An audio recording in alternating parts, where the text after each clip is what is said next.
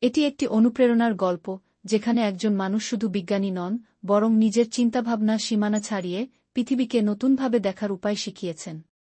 হ্যাঁ, আমরা কথা বলছি বিশ্বের সবচেয়ে বড় বিজ্ঞানী অ্যালবার্ট আইনস্টাইনের কথা। আজ আমরা অ্যালবার্ট আইনস্টাইনের অনুপ্রেরণামূলক জীবনী নিয়ে গল্প শুনব।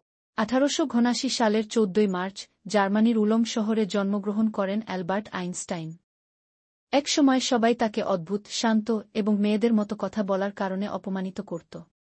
কিন্তু তার মনের ভিতরে ছিল বিশাল এক বিশ্ব। শৈশবে আইনস্টাইন সব সময় স্বাভাবিক শিশুদের মতো ছিল না।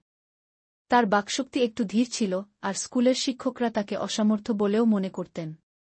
কিন্তু একদিন যখন তিনি গাণিতিক সমস্যা সমাধান করতে শুরু করেন, তখন পুরো পৃথিবী তার প্রতি দৃষ্টি আকর্ষণ করতে শুরু করে। আইনস্টাইনের জীবন ছিল না কোনো সোনালি রাস্তায়। প্রথমে তিনি পেটেন্ট অফিসে চাকরি শুরু করেন, যেখানে তিনি একাই তার বৈপ্লবিক গবেষণা চালিয়ে গিয়েছিলেন।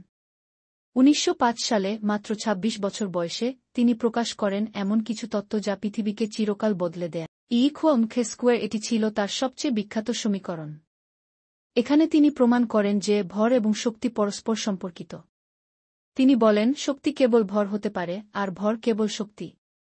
এই ধারণা সারা বিশ্বকে শুদ্ধভাবে ভাবাতে শুরু করে। আইনস্টাইন শুধু বিজ্ঞানী ছিলেন না, তিনি একজন মানবাধিকার কর্মী, একজন বিশ্ব শান্তির রাজদূত ছিলেন।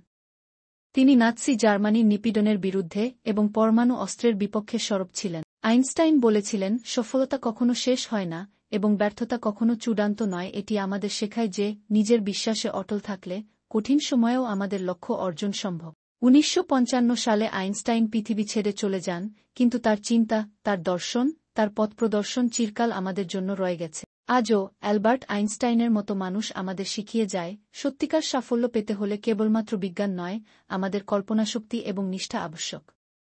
চলুন আমরা তার এই অমূল্য পাঠ থেকে অনুপ্রেরণা নিয়ে নিজের পথ চলতে শুরু করি।